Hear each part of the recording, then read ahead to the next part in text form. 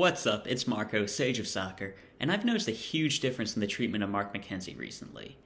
Now, I understand it as his performances for the national team have been mixed, and his club form for Genk is, well, non-existent. He's their third-choice center back and really doesn't play much. Because of that and his inclusion in the national team over John Brooks, USMNT national team fans have been really turning on him lately. Now, instead of viewing him as a talented center back prospect, he's more viewed as like a Tim Ream, one of Greg Berhalter's favorites who's only in the team because of bias. And I'll be honest, I wholeheartedly disagree with that sentiment. Now, it should be said, there was really no logic in calling up Mark McKenzie with him not playing too much and having other center backs in good form. But he's far from the biggest issue on this team. When I look at that, our midfield depth is terrible. We don't have a true backup number 9. And I really don't feel like Mark McKenzie's like this huge issue on the squad.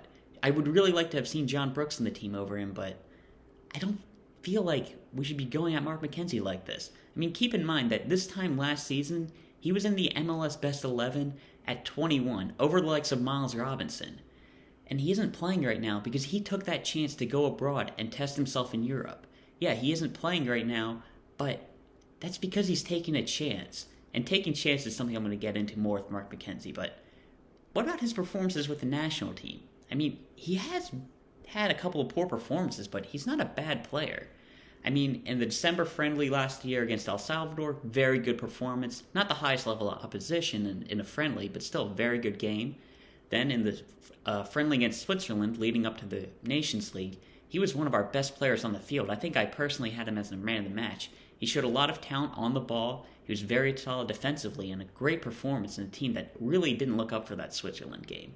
Then in the Nations League semifinal against Honduras, I thought he had a poor performance. He was making a couple of mistakes, and though the team did keep a clean sheet, I thought he was a pretty poor performer. Then the Nations League final against Mexico, not a good performance at all. He gave away a goal very early in the game. He gave away a penalty late, and I felt like he might have been the worst American on the field that day. Then he bounced back in a friendly against Costa Rica after the tournament, a very good performance where, again, he showed ability on the ball and solid defensive work. Then after that, his next game, he finally had a good competitive game against Honduras where he started in the back 3. Not the best, but when he went to a back 4 with Miles Robinson, very good performance, again, showing his skill. And then recently, in the World Cup qualifying game against Panama, he had a bad performance in a terrible team. So with that, he's about 4 out of 7 with good performances, which isn't exactly a great ratio, but he's still a very solid player. And when you look at that, it's like, okay, he's an inconsistent center back, but that gets worked out due to experience. Yeah, maybe he doesn't do the best in competitive games. Maybe the bright lights can tend to blind him, but that gets worked out. The more he'll play, the more he'll get better at that. And speaking of that, a lot of the times those bad games, they come because he takes a lot of chances. He can try to play out the back, make a risky pass. And while that's not good to do when you're in poor form, he does that because he's capable, and he does that because he's talented. When you look at somebody like Miles Robinson and honestly Walker Zimmerman, I don't think they have that in their locker. And Mark McKenzie, he's done a very good job on the ball. He can play both sides of the defense, and he's a very talented player. And honestly, when I look at my personal center back depth chart, the only guys I really have ahead of him right now are John Brooks, Chris Richards, and Miles Robinson. And, I can understand arguments for Walker Zimmerman, but if Mark McKenzie was still in the MLS and he was still playing with the Philadelphia Union week in and week out, he'd be above him, for sure. And I'm looking at Matt Miazga, he's not playing at Alaves. I wouldn't call up Tim Ream. I don't think James Sands is ready yet. So I'm looking at Mark McKenzie, and it's like, yeah, he's not playing right now, and I personally don't feel like he should have been in this team. I've said that before. I said that when I was breaking down the roster. But he's a talented player.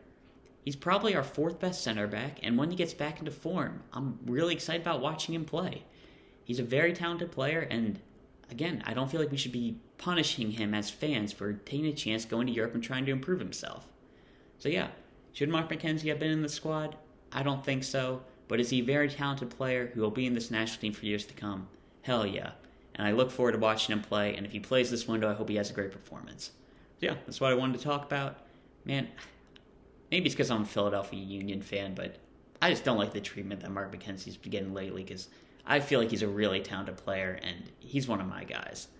So yeah, that's all I've talked about right now. Going to be covering the Revelations Cup later today. hopefully I'm able to find a stream for that.